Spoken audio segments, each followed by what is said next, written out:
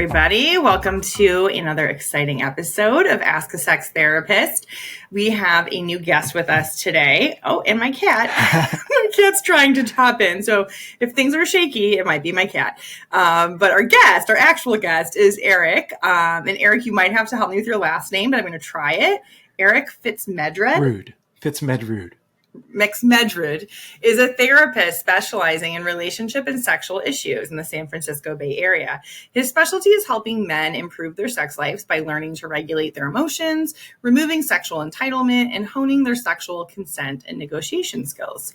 FitzMedrud has a PhD in clinical psychology from the Institute of Transpersonal Psychology. He is polyamorous and bisexual and lives with his wife of 23 years and his life partner of 6 years in San Francisco's East Bay Area in California. So welcome, Eric. It's lovely to have you here. Thank you for having me. I'm really glad to be here. Yeah, the end of that bio is pretty juicy. Yeah. It's always nice to put a little bit of humanizing touch in there, right? It is nice. And I mean, it's also nice in our field because it like tells people like, you've been on your own journey. Like you've worked through some things, you know? Yeah. So that's pretty cool. I've gotten to the point where in the right context, I share with people that, I'm a professional, but, in many ways, some of my greatest qualifications as a therapist include that my 21-year-old talks to me about relationship issues and wants to live near me. Like, I must be doing something right. That is a testament. Yeah. I think so too. I mean, and I feel the same way. Like we have to go through so much formal training as therapists and sex therapists. But when I think about what actually makes me good at my job, it's really none of the formal training. Yeah. I don't know how you feel. Yeah. I mean, I think there's, I think it's the combination, right? It's the formal training and then integrating that into how am I going to live? It's one thing to learn about, principles of relationship and like, you're supposed to manage your own emotions, but then learning how to do it yourself is what helps you actually teach other people how to do that. Right. Yeah. This is true. Yeah. It's like, right. The things that I think have really helped me is probably 13 years of being Buddhist and mindfulness training, going to lots of my own therapy and coaching. Yep. I do think a lot of the trainings that I've done post like master's degree have been really helpful, but I think it's so much of our personal development and like we can only help people sort of to the level that we've gone ourselves. Yeah. I hold a little bit of hope that that's not strictly true, because if we can also help people past where we've been, then humanity can keep moving forward, and they're not all dependent on the previous generation advancing as far as it can. Well, that's true. I feel like they're always going to take it to the next level. Yeah. But just maybe after they're done working with it. That's fair. Yeah, they might just, and I think that's so true. It's like we're kind of standing on the shoulders of the people who came before us in our field too. So it's very cool that way. So, okay, let's talk about male sexuality. Yeah.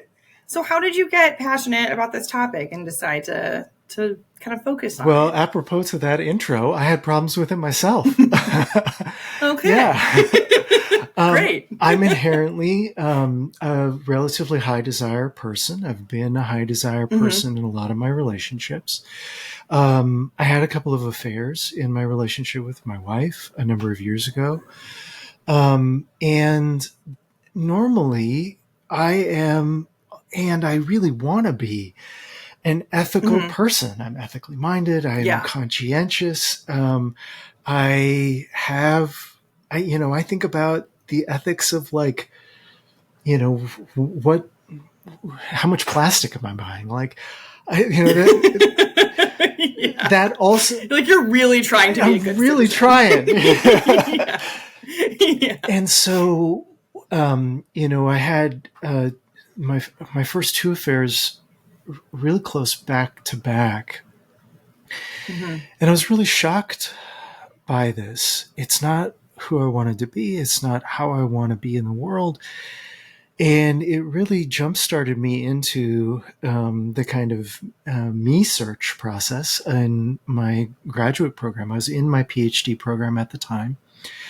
And I started really trying to understand, why did I do that? how can I regulate myself? How can I make sure that this never happens again? What do I need to do in the relationship differently? What do I need to ask for differently?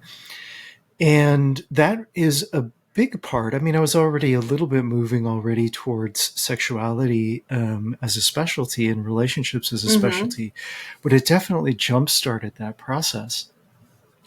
And, a number of years later, 12 years after my first two affairs, I had another. That wasn't physical, but it was relational and over the internet and real, with real emotions. And again, I hurt my wife. I hurt my affair partner deeply.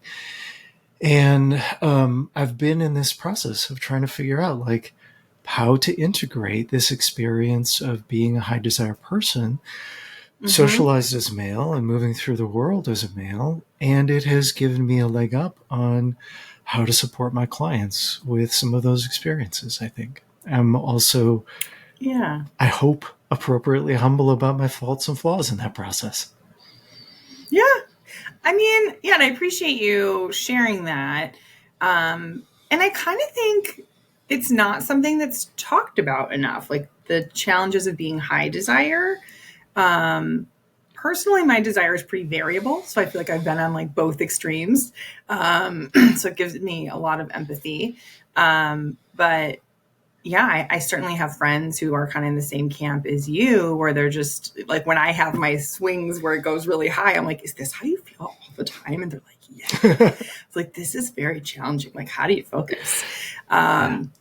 So what have you found to be effective, like with, your clients or yourself? Yeah. The biggest thing is really taking responsibility for that experience.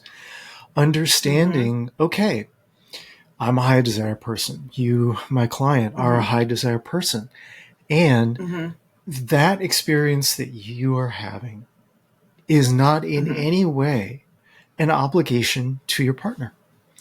And, I have a lot of clients, my practice is centered in the San Francisco Bay Area. Most of my clients are politically liberal. Most of my clients are educated, explicitly feminist people.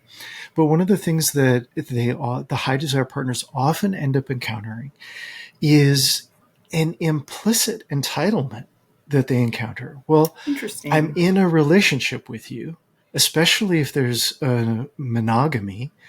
You are the person with whom I am supposed to fulfill this aspect of my human experience. And so I'm supposed to bring that desire to you, and you're supposed to be open to that. And those assumptions are false. In a relationship, even in a monogamous relationship, our partner is not obligated to fulfill all of our sexual desires. They are not obligated to be responsible for fulfilling our desire for human sexual expression. It's important that we take responsibility for expressing and regulating that desire on our own. And so it's one of the reasons that a core part of my book is helping men figure out how to masturbate. Most men masturbate, but not very many men masturbate in a way that is emotionally fulfilling, emotionally self-satisfying. Yeah. And so I hear that from my male clients a lot too, where sometimes there's this feeling of compulsion, or just using it to like regulate stress, or feeling guilt. And even, friends I've talked to who have a really high sex drive are also like, something wrong with me? Am I just going to be like this creepy old man eventually who's like trying to hook up with those people, and I'm just like, wow, okay, there's a lot here. Yeah. Well, and as you bring in that element of shame, that's a very common experience for men about our sexuality, whether we're a high desire partner or not. We have a lot of cultural scripts that men only want one thing. Men are dogs, men are pigs. Yes. The narrative about men's sexuality is largely negative.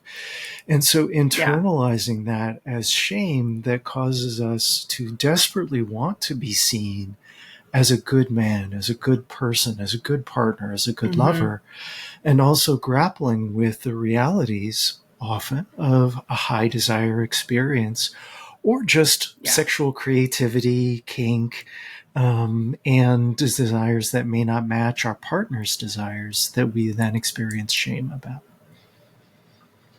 Yeah, that makes so much sense. And I do think it's really important for us culturally to start separating those things. Like you kind of said at the beginning, like you can be an ethical, and this is regardless of gender really, but you can be an ethical, lovely person and volunteer and reduce your plastics, like you said, and have a really high sex drive, you know, and maybe have a lot of sex and maybe have a lot of sex with a lot of people, you know, like there's a lot of different ways to approach it, but it's like, sex is not defining your character or your morality, you know, just because you like sex. Right. Now, I do think, like you said, you're still responsible for how you're approaching sex, right? And the ethics of that. So what have you kind of found, either personally or with clients, is like the right balance when you have a really high drive? I think I often will talk about two different things. There's a lot of the people that I work with have a desire to be a kind of person. So I want to be monogamous. I want to be ethical. I want to be in this relationship. I want to fulfill my partner's needs. And I want to be a partner that they desire. But they don't as often look at the questions of the way I will often frame it is their nature, and grapple with that nature. Okay, I can come back to myself as a personal example. You know, after my third affair, where I thought I had everything really locked down and dialed in, you know, for 12 years. I've done my work. Yeah. Here. Yeah. And that third affair, it took me so off guard. I was not looking for it. I was not trying to find it. And the moment that possibility came in for me, I immediately latched onto it. And I was in the middle of it going, where are my ethics? Let me try to find them. Let me try to stop this. And I couldn't let go. I wasn't living in alignment with the nature that I had of needing more connection, having a capacity for more love. And after I ended that affair, my wife and I were grappling with that and kind of going through the healing from that. I raised again the question of an open relationship because that was I needed to grapple with in my life. Now, that's not necessarily true for other people who have had affairs, but it is important to look at what is missing, what is left out, what isn't being regulated, what needs to be integrated in order for you to be living a whole life so that parts of yourself that you have cut off aren't sneaking their way in through your behavior in hidden ways. Yeah, that's really well put. And I talk a lot on the podcast about internal family systems. I don't know if that's an approach you use at all. It's not one that I'm really well trained in, but what I know about it seems very consistent with how I talk about this stuff. Yeah. Because we talk about exiled parts, you know, and kind of like, ooh, this part of me is bad, or this part of me is causing problems, socially unacceptable. Let's just banish it. Well, and especially in a conversation like this, to use that phrase right, the exile part may not even be sexual. It might be relational. It might be a part of you that doesn't know how to relieve stress. It might be a part of you that doesn't know how to connect to other human beings in vulnerable and intimate ways.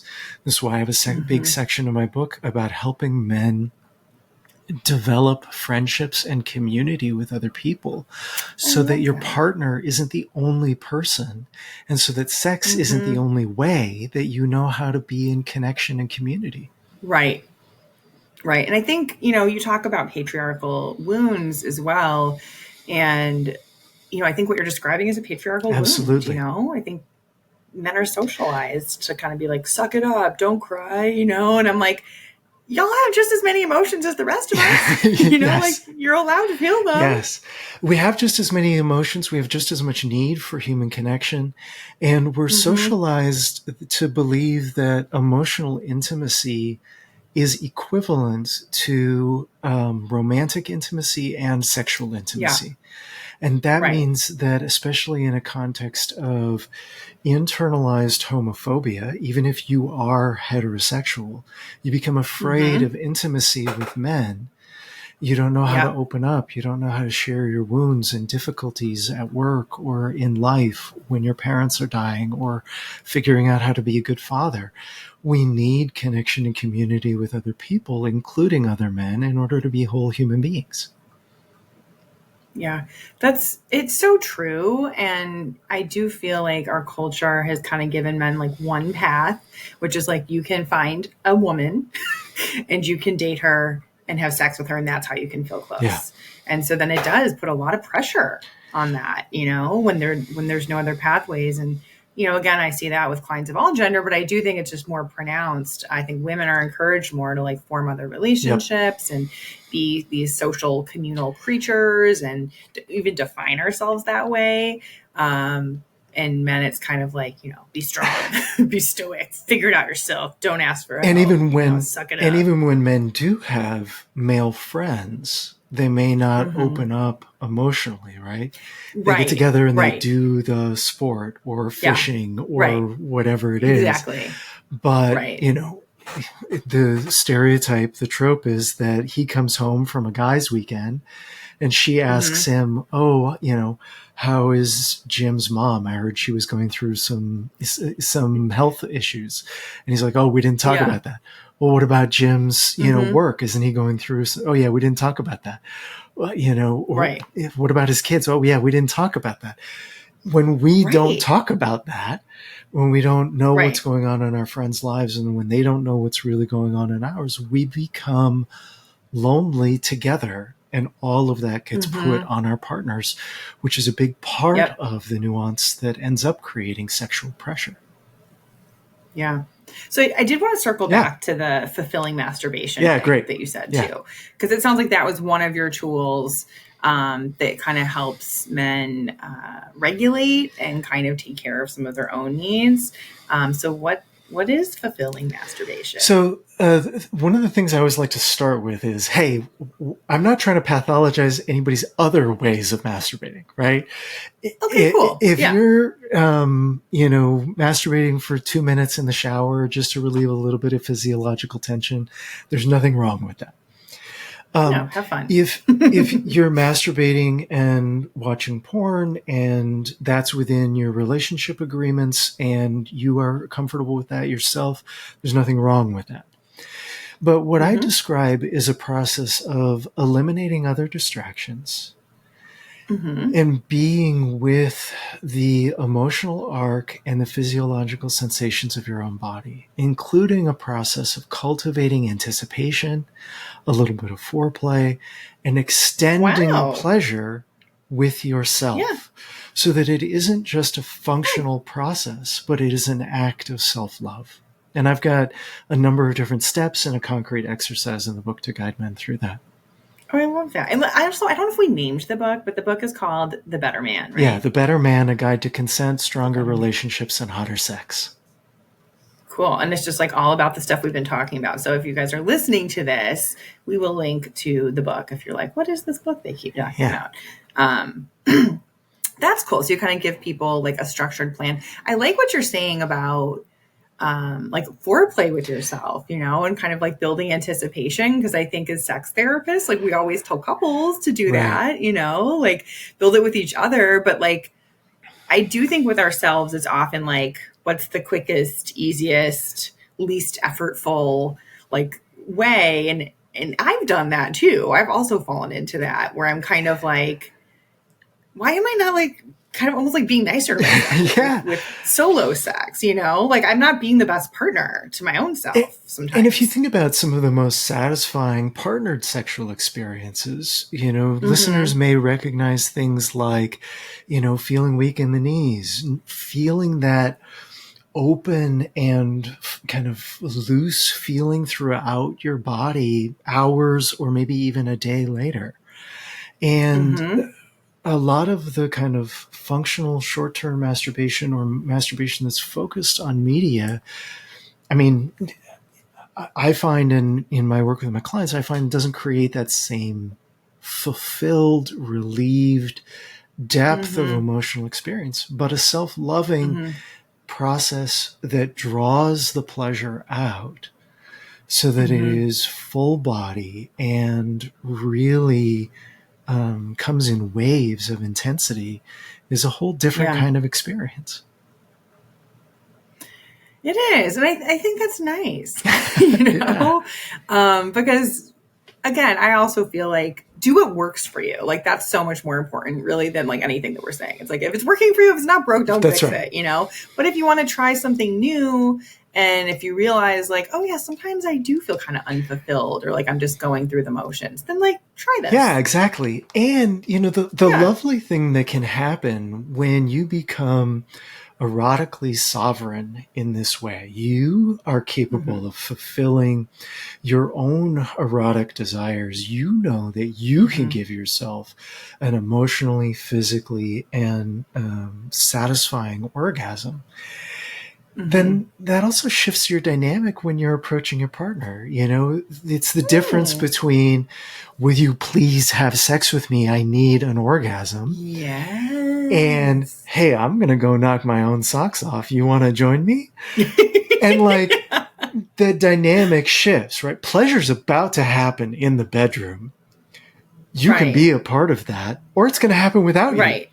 And, you know, it won't be the first time that shifts things with your partner, but it might be the fifth time where you're like, I'm going to go knock my own socks off. Would you like to join me? And finally your partner's like, well, maybe I do want to find out what's going on. You know, maybe I do want to participate. What's happening? It removes a lot of that background pressure for the partner to be the one who fulfills all of those needs. And then the partnered experience, that matters a lot. Yeah, the partnered experience now becomes additive. Right. And I mean, I don't know if you're into the law of attraction, but I'm very into that. And we also talk about that in the podcast. And it's like the energy that you're approaching your partner with, you know, when it goes from like a very low vibration of like feeling desperate and like sex is scarcity, or like something is wrong with you, or like this is too much to manage, you know, like those are all going to be like pretty low vibes. And then when it shifts to like, I am like a fulfilled person, and like, I'm like owning my sexual energy, and like, this is fun, and like, it's fun by myself. It could be fun to share, you know, it's like a whole different energy. And when you just, you know, raise your vibration, when you take care of yourself, when you become more of your best self, first of all, that's really sexy. Yeah. Like everyone's attracted to that. Yeah. And then also you're just going to have way more fun. Yeah. And probably just be a happier person. Yeah. That's when it shifts from scarcity, this is what I need, to an offer, this is what I have to share with you. If you would like to receive it, the dynamic entirely shifts. Right. Because people, you know, I'm sure a lot of us have felt this way, but sometimes I feel like, oh, everyone just wants a piece of me and I got to do this for this person and this for this person. So when your partner is also coming to you with that energy, you're just like, I just can't. I just like can't even with you. Especially in relationships where there are children and one partner is doing a lot of the primary caregiving for the children. That scarcity approach and that scarcity oriented initiation comes across as just another needy person who wants my time and my body. And it doesn't come across as there for me. Right. And so, I also want to say, this is like legit emotional work. Let's not pretend that it's going to be just like snap your fingers and you're there and you've magically transformed yourself in your sex life. But I think it's very possible. It is. I think there's also, you know, especially for a lot of men, there's an arc that we have to go through to recognize our wounds in patriarchy, to recognize the difficulties that we have articulating our emotions and talking about our emotional relational needs, because we haven't even been trained to be aware that we have them. And then we need to retrain ourselves. We need to re-educate ourselves. Well, I thought that if I just worked hard and succeeded and achieved in the world, that would create desire in my partner for my body. And how interesting. It doesn't oh, okay. What does? Oh, it's the emotional and relational content. Oh, it's my presence. Oh, that reframes for me my entire expectations of what I need to be doing. And, coming into an understanding of actually how desire gets cultivated in a couple, that it's about the experience of pleasure, that you need to be attuned to your partner's pleasure as well. And you need to be interested in creating that with them in order for them to be interested in joining you on an ongoing way for your pleasure. Those kinds of reframes then build on all of this work that we've been talking about. Yeah, it is. It's powerful. And so, I mean, obviously, if people are listening to this, they're already several steps ahead of the average person. But one of the other things you mentioned that I thought was really important to talk about was like challenges with consent. One of my podcast reviews basically says that I talk about consent too much. And I'm okay with that. That makes me feel good, actually. Why is consent so important and foundational? I mean, maybe especially to a person who might be feeling like you talk about it too much, let me introduce right away how I talk about consent in a little bit of a different way. So the first answer is what I call low bar consent, right? Consent prevents sexual assault and worse. It prevents you from getting a poor reputation, damaging your relationships with your partners, and ending up alone. It prevents you from being experienced as the person you don't want to be. Yeah. But I also like to emphasize the value of what I call high bar consent. Consent at its best doesn't just prevent negatives. Consent is a facilitation process to create the greatest amount of desire. We're talking about not just preventing negative feelings, but figuring out how to help your partner's eyes roll back in their head and their toes curl. Consent will make you a better lover. Consent will help you get the sex that rolls your eyes back in your head and curls your toes. So if you're wanting something more, consent is the pathway to it. And it also eliminates a lot of it eliminates the guesswork. You don't have to try to read the other person's mind. You don't have to operate on two-dimensional ideas of what women want. You can operate on the three-dimensional or four-dimensional reality of what this person wants today and how that might change 20 minutes from now. Yeah. Right. I love that. It's like a dance in that way. It's an ongoing sort of moving, alive discussion. Yeah, as the music changes. Right. Right. Yeah. Right. And maybe all sorts of things can happen in a dance. You might get tired. You might injure your ankle. Yeah. You might have to sit down. Yeah. So I think it's a good analogy, actually. But yeah, I feel the same way. And I think that, sometimes we hear consent and I think it can just be like a loaded word. Maybe I'll have to invent a new word. I don't know. But yeah, it's like, it's fun. It should create fun. It should be like the container creating of fun. Yeah. And I also like to emphasize consent is a skill. And so if you feel like it's awkward and weird, it's probably because you're still in the process of learning that skill, which is a perfectly acceptable place to be. And like just keep going. Yeah. and if that's where you're at, like, again, just remember the low bar and the high bar here. So if it's awkward and weird and difficult, it's still preventing the low bar negatives and still orienting you to the high bar positives. So if that's the cost it takes to not be experienced as a predator, that seems worth it. Oh my gosh. Yes, that seems like so obvious when you frame it. That is like, of course, yes, of course. Yeah. And I also like to say, awkward is intimate. Yeah. Yeah. What if we just like lean in a little bit to awkward?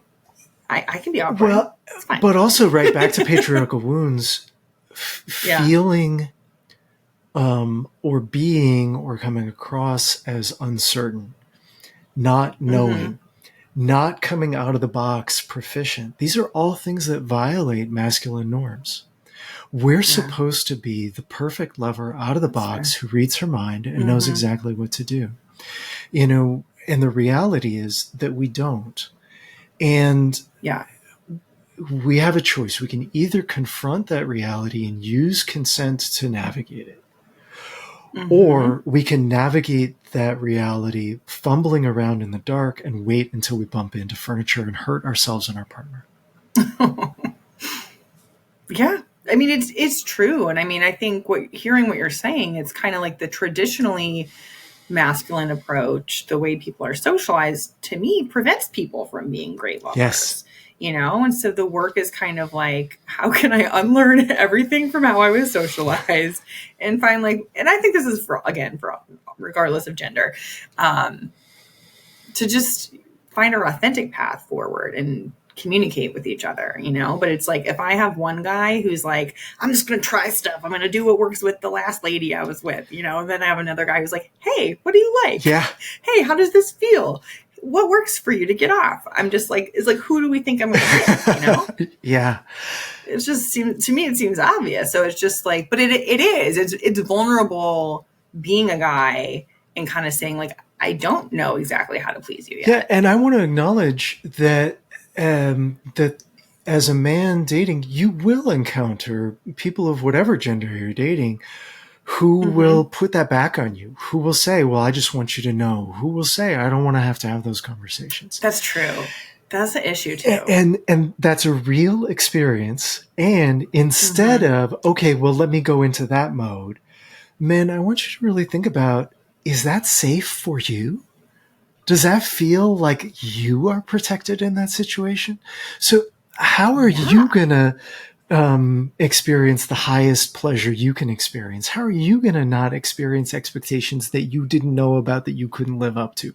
How are you going to be protected in that situation from the person saying, well, you should just read my mind. And then you tried, but then of course you can't read minds. So you didn't read minds. None of us can really. Yeah. And so one of the reframes I really invite men to think about is consent is for you. It's there to protect your heart, your desire to not get an STI. It's there for you to protect your desire to not find yourself with a pregnant partner. It's there to protect you too. This is not just 100%. Yes.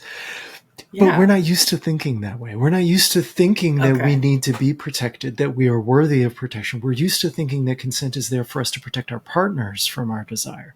Okay. But our desire is beautiful and delicate because we're so used to being shamed about it. Well, it's also not always the guy being the one who has to like ask for consent. Yes. Because another thing, I'm sure you've encountered this too, but one of the things I've learned through being a sex therapist is that like, it's almost like men aren't allowed to give consent. Like it's very fucked up. Yeah. It's very fucked up. And so like I've had it's like men are supposed to always want sex. Yep. They're supposed to like instantly be hard and stay hard if you just like breathe on them. And, you know, if there's any kind of relationship, they're just supposed to go with it, you know? And I feel like I've had male clients that are kind of like, I didn't, you know, it was a really bad experience. I didn't feel like I could say no. And I'm just like, the fuck? Like, why are we doing this to men? Yes. Yes. You know, like men can also say no. And it doesn't mean that you're not, you know, if a man says no to you, it doesn't mean that like you're not attractive or desirable, or even that he's interested. He might still be interested and feel like we're just not there yet. Yeah. Yeah, and I've worked with men who are the low desire partner in a heterosexual relationship, and it's not that uncommon, actually. It's really not. At all. But we aren't used to thinking that way. We aren't used to being aware that possibility could exist. Again, like any other gender difference, right? There's more variation within genders than there is between genders. And so the odds that you find yourself with a high desire female partner is not that unusual, guys. I mean, I think it's almost 50-50 in the cases that I see. It's like pretty close to. Yeah, I've estimated it about 40-60, but yeah. Okay, I could see that. Yeah, but it's not that divergent. It's close. It's close. Yeah. Yeah. Yeah. I haven't seen any research about it, but I'd love to. Yeah. Yeah. I think there's some cases with people who are assigned female at birth where menopause and hormones, and then like post birth, I do some work with the Peanut app. And so I have a lot of like new moms where, the estrogen has tanked, the testosterone has tanked, they're breastfeeding. So there's like biochemical reasons, I think, why drive might be lower, at least at certain stages of life. But yeah, so I think the 40-60 makes sense to me because of that. But the more we're talking, I also feel like so much of this is about gender socialization. It really is. Yeah. And so much of correcting these relationship problems is about undoing that and coming into alignment with the reality of the emotional, relational, multidimensional beings we all are. Yeah. I agree. It's just like why don't put yourself in a tiny little box. You don't fit. And don't let anyone else put you in there either. Just kind of, and so even like we're talking about with partners, if a partner is kind of like, well, you should just know what to do, or, whatever it is, just be like, hey, this is not how we're going to operate. We're going to communicate. And I know that might be new for you, but this is how I do things, And being able to realize like, whether that person's physically or romantically, relationally attractive, if they're trying to hand wave consent with you, that's not a safe partner for you. Yeah. No. Yeah. But it's tough because it's like there's also got to be room for people to learn. So I think like seeing like, is this someone who's like, I kind of don't know what to do right now. This is different, new for me. Yeah. But okay, we can talk about it. I get, like if someone's open, I think like, work with them to the extent you're comfortable. Absolutely. I call that the Build-A-Bear model. Like that's cute. There's so much work to be done to get us to a place of having the skills as a couple to bridge our cultural divides, to bridge our erotic divides, to bridge just, the nuance of any two humans that you want to look for a person who is engaged in the learning process. Yeah. Yeah. Learning you. I think so too. Yeah. Someone who's engaged in it, or at least open to it, and like wants to go on that journey with you. 'Cause it is some work. Yeah. Yeah. We'd like to, the myth is that if we love each other and we find each other hot, then it's all easy. And the reality is not that. Yeah, I just want to like squash that myth, smash it to pieces. Because that one is like becomes some of my toughest clients. Yeah. It's like sometimes people will come to me and they're just kind of like, we're not having sex and this has happened. And so in my mind, I'm like, well, it makes sense that you're not having sex because this has happened. And right. So we need to work on those things. And they're just kind of like, well, when I was younger, it was just so easy. Or like when we first met, I'm like, yeah, but I think it creates this, like laziness almost, but it's like, there's this belief that it should be easy. And it's like, hey, it might be easy when like you're single, you don't have kids, you've got disposable income, no one's got health issues yet. But I mean, if we approach our sex life that it should be like that our whole life, like you're gonna run into some issues. For sure. If you're not willing to dig in and work through some stuff. And that doesn't mean that it's always hard work all the time, right? We go through phases where we have to rewrite our sexual and erotic scripts with each other. Okay, the knees don't bend at that angle anymore.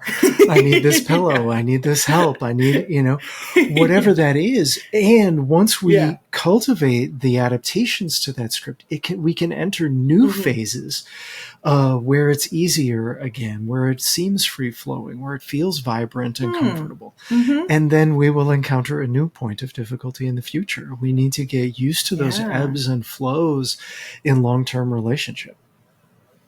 Yeah, that's amazing. And to kind of bring it full circle, like what have you kind of found to work for you? So, I mean, you mentioned like these affairs. Obviously, you're still with your wife, so it seems like you guys figured something out. We did.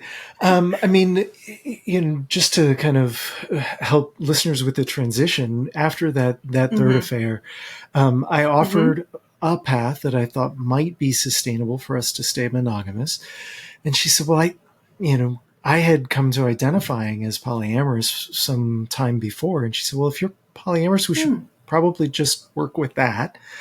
She's inherent. Yeah, I know. She's pretty amazing. Wow.